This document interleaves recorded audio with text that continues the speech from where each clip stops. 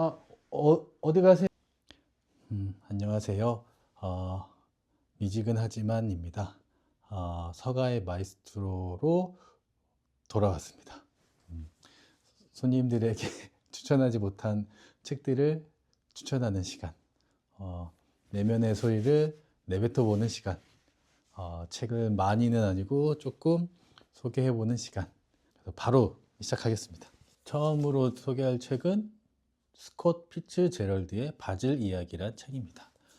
출판사는 빗소굴이고요. 이제 위대한 개츠비를 쓴 작가로 아주 널리 알려져 있지만 이제 정작 이분에게 돈을 벌어다 준 이야기들은 단편들이 많았다고 합니다. 그 중에서도 이 바질이라는 인물을 통해서 연작 신문이나 이제 잡지 같은데 이제 그 연재했던 소설로 알고 있거든요. 이제 그래서 바질이라는 인물을 중심으로 일어난 여러 가지 에피소드들이 있는 책이에요. 이 책은 책 모임 때도 했었고요. 제가 읽어보고 싶어서 책 모임을 한 거기도 하고, 이디안 개츠비도 물론 재밌게 읽었는데 이분의 다른 단편들도 되게 저는 괜찮았었거든요.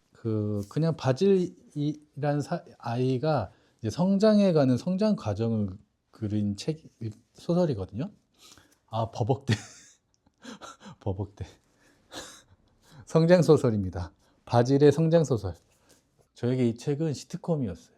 읽다가 그냥 오랜만에 책 읽다가 깔깔깔 웃어보는 배꼽 잡고 대부분 좀 연애 관련된 이야기들이 좀 있었고요. 그리고 이 바질이라는 아이가 성장하면서 이제 생기는 그 성장 과정, 인간이 되어가는 과정 그런 것들이 좀 재밌었습니다. 이렇게 인기가 있는 사람은 아니에요. 주변에 인기 있는 친구는 따로 있고 이 친구는 바질은 인기가 별로 없어. 여자애들이 별로 안 좋아해. 근데 어떤 한 여자애하고 친해지는 과정이 생겨요. 그래서 얘가 유난히 이 바지란 친구를 찾고 잘해주고, 근데 이 아이는, 여자아이는 좀 아팠나? 그래서 이렇게 밖을 잘 못 다니는데, 바지를 통해서 소식도 듣고, 그래서 엄청 뭐랄까, 흔히 얘기하는 썸 같은 거, 막 그런 거 막 생기고 있는데, 이제 마지막 이제 대사에 그런 게 나오거든요.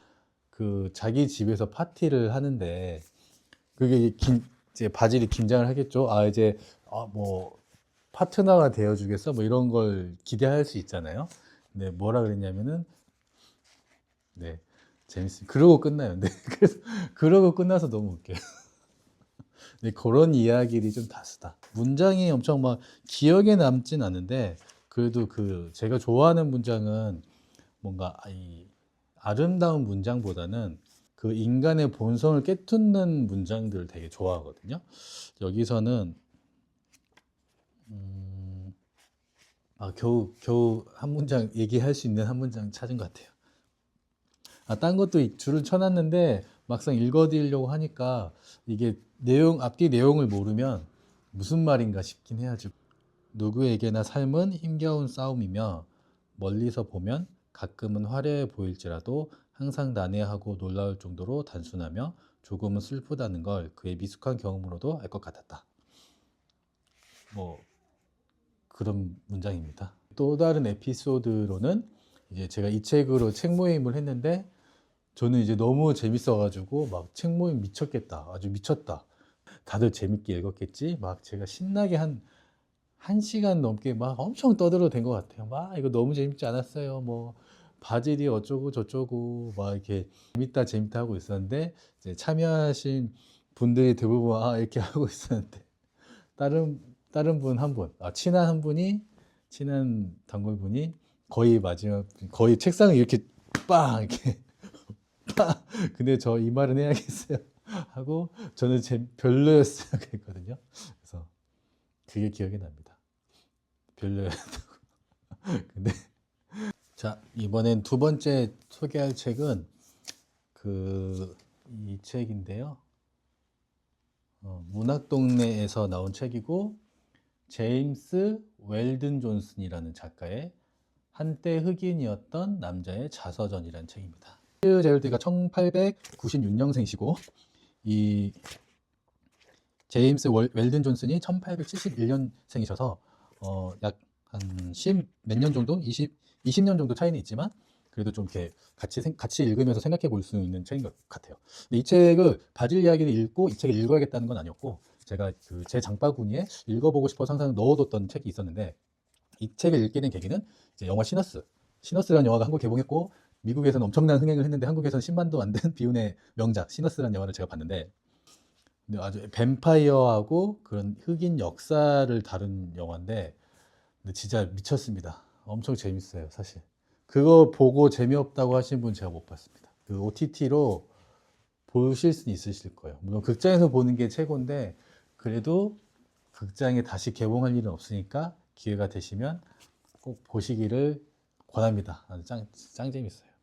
이 책을 왜 읽게 되었냐? 이제 영화 시너스를 보면 그 백인 한 명 여자분이 나오는데 흑인 무리에 끼려고 해요. 자연스럽게 흑인들도 같이 노는데 그 백인 여자하고 사귀었던 주인공인가? 그분이 자꾸 너는 여기 있지 말고 막 이렇게 백인의 세계로 가라 뭐 이런 식으로 하는데 거기서 이제 왜 그렇지 했더니 이제 나중에 그 영화 안에서 설명이 나오거든요. 이제 그 할머니가 뭐 백인이어서 어쩌고저쩌고 얘기 나와요. 근데 이게 설명을 잘 못하는 거죠, 역시.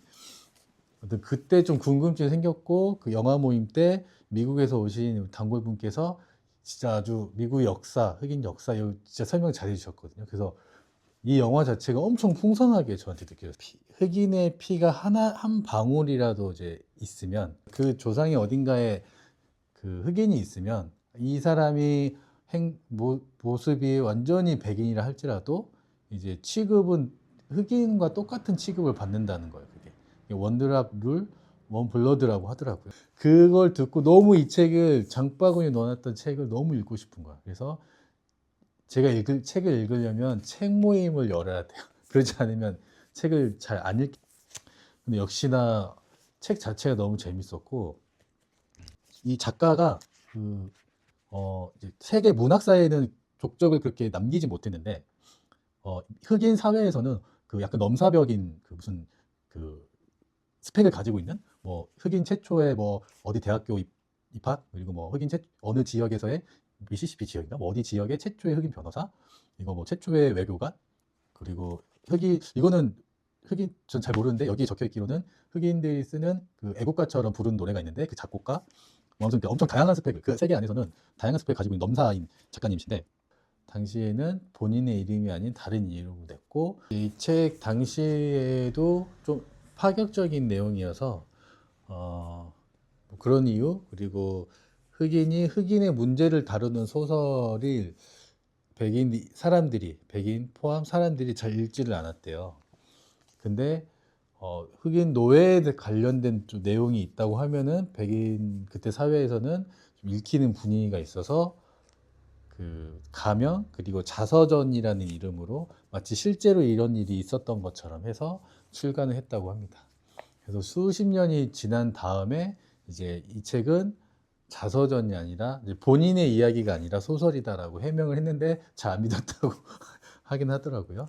아무튼 그런 소설이고 바질 이야기랑 흐름이 이거는 이제 이것도 흑인 주인공의 삶을 다루는 거거든요.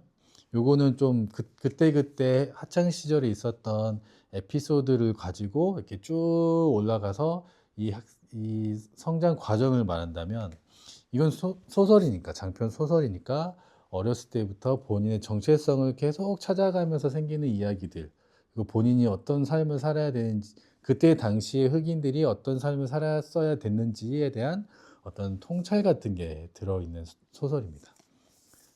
그러니까 그렇다고 해서 막 이렇게 잔인하고 뭐 그런 가슴 아픈 이야기가 있는 건 아닌데 근데 충격적이긴 해요. 뒤에 봤을 때는.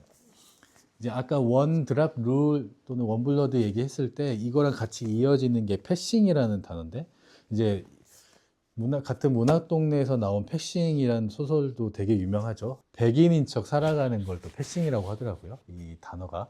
그래서 그런 미묘한 차이가 있는 단어들인데 원 드랍 룰은 당시에 이제 흑인들이 살아가는 삶에서의 커다란 벽 같은 거죠.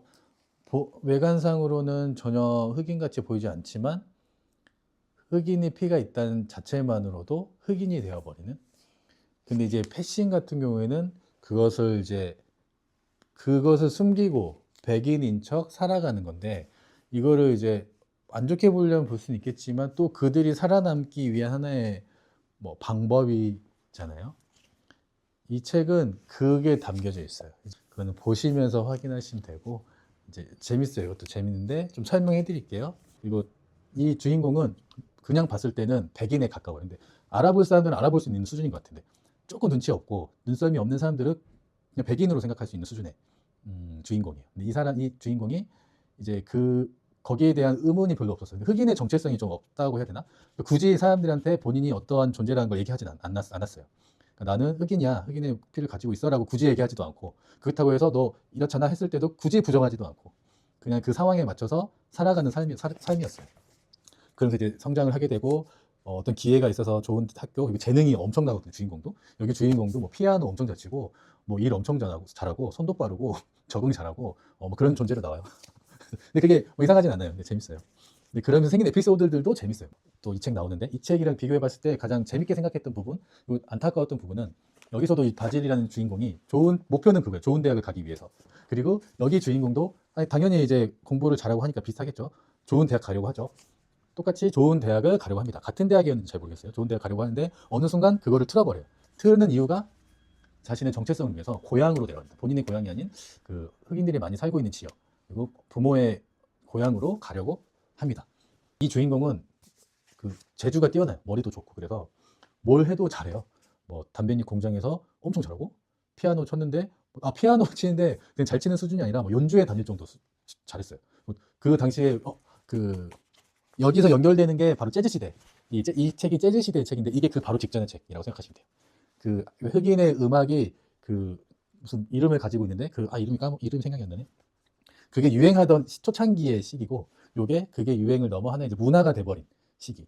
그래서 이때 이 주인공이 그 흑인 음악을 잘해요. 피아노를 잘해서 뭐 엄청 명성이 자자해져서 뭐 공연도 다니고 그래요. 근데 그것도 갑자기 그만둬버려요. 공장에서도 잘하다가 그만둬버리고. 그러면서 계속 이 사람의 정체성을 찾아가는 이야기. 그래서 어떻게 되느냐, 정체성을 어떻게 찾느냐, 아주 커다란 사건을 마주하게 됩니다. 아주 그 커다란 사건을 마주하고 나서야 이 사람이 정하게 돼요.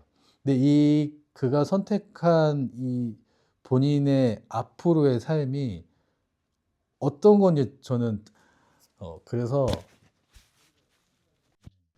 같이 시기가 비슷할 때 읽었거든요. 이거 읽고 한두 달 뒤인가 읽었을 거예요. 그래서 너무 이렇게 비교가 되는 책이어서 이 자체로도 재밌었는데, 이렇게 한 개 세트가 저에게는 책이 있는 경험에서 좀 다른 경험을 줬던 것 같아요. 책 재밌다, 흑인에 대해서 흑인 역사에 대해서 알게 됐다, 이걸 넘어서 서로 다른 시기에 다른 작가가, 그리고 배경은 비슷한 시기에 만들어진 책이 이렇게 짝꿍이 되어서 저에게 이렇게 한 권이 가지고 있는 힘보다 이 두 개의 합쳐진 힘이 3배, 4배가 돼서 다가왔던 책이거든요. 그러니까 이게 책의 연결성, 그러니까 시대의 연결성이라고 볼 수 있겠죠. 그 시대에 살았던 이 사람들이 쓴 소설들이 지금 저에게 어떻게 다가왔느냐.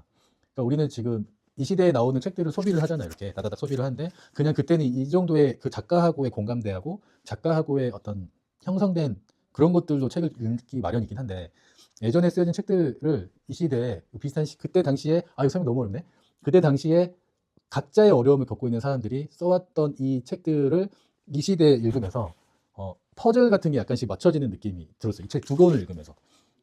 정말 다른데 그 출판 과정도 다르고 작가의 삶도 너무 다르고 내용도 당연히 다르지만 그 시대에 살았던 사람들의 이야기잖아요. 그래서 퍼즐이 맞춰진 느낌이었어요. 이 다른 책들도. 소설인데도 불구하고, 연관성이 없는데도 불구하고, 미국이라는 배경, 그 시대라는 거 말고는. 그게 재밌었다. 그때. 그래서 이 시대에 소설이 왜 있어야 되는지, 우리가 이 시대에도 계속 소설이 나와야 되는 이유에 대해서 이 책들을 통해서 좀 더 생각해 보게 되는 것 같아요.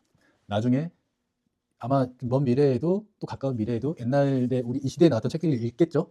이때 이게 재밌었대, 이게 고전이야, 뭐 이런 식으로 살아남는 책들이 분명히 있을 거예요. 그 살아남은 책들은 분명히 그런 퍼즐 역할을 해줄 거라고 생각이 들었어요. 그때 이게 한국에까지 출판이 됐다는 얘기는 어떻게든 살아남은 거죠. 퍼즐을 맞춰주기 위해서.